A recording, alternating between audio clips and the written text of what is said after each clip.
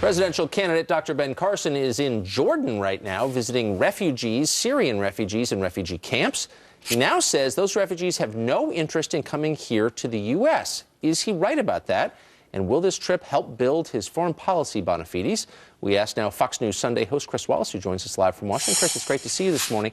So call me skeptical, but what percentage of Syrian refugees do you think would move here if they could? Oh, as opposed to being in refugee camps in Jordan? Right. I would think about 100% would like to be in this country. Not to say whether or not Ben Carson's idea is the right solution or not. What he's basically saying is this is where they live, the Middle East. Keep them in the camps, find safe havens for them, give them a lot more Western support.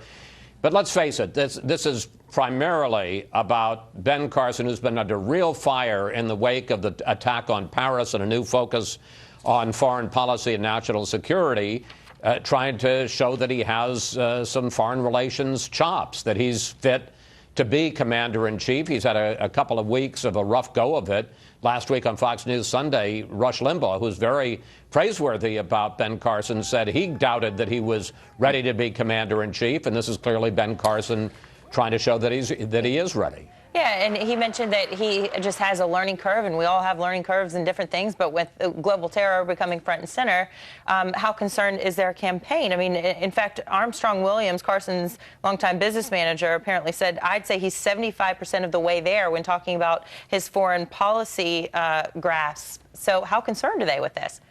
Oh, they're very concerned, and there was an unfortunate article, unfortunate for the Carson campaign in the New York Times last week, in which another advisor, Dewey Claridge, former CIA operative, said, you know, we keep trying to brief him and he doesn't seem to absorb the information. Then the campaign had to push away from Claridge and say, well, he's not really a very important advisor. 75% isn't going to get you there. I mean, we are facing an existential threat from terror around the world, especially from ISIS and especially with their international capability to strike. We saw what they did in Paris with just a half dozen operatives. So, the idea that somebody we're going to elect as commander-in-chief in a year is not fully prepared to be commander-in-chief, it's going to be a tough road. And you can see it in the polls. He has dropped in Iowa. He has dropped nationally.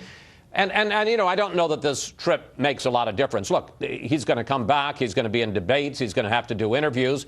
If he now seems more fluent on foreign policy, he'll be fine. If he isn't, if he makes more mistakes, he'll be in serious trouble. Terror and national security are tops on Fox News Sunday this morning. Who are your guests? Well, first of all, we're going to be talking about domestic terror, and that, of course, that attack, and we still don't know the full motive, but the attack at the Planned Parenthood Center in Colorado Springs. We're going to be talking to Carly Fiorina, who has not spoken out about it yet. Interesting to hear what she has to say because, of course, she has been a fierce critic of Planned Parenthood. And some of the Planned Parenthood officials have been saying that they believe some of the opposition has created the atmosphere for these attacks. It'll be interesting to see how she reacts to that. And then we're going to talk about the terror threat and the fact, I don't know whether you guys have mentioned it today, that the bulk data collection program where they hoover up, vacuum up all of the phone records, not the content, but the phone records of Americans, that ended at midnight today. While we're in the midst of a worldwide terror alert, we'll be talking to the chairman of the House, or rather the Senate Intelligence Committee, Richard Burr, get his sense of what that's going to do to our counterterrorism efforts. All right, Chris Wallace, check your local listings. Fox News Sunday starts in a few minutes. Thanks, Chris. Have a great day. Good day, Chris.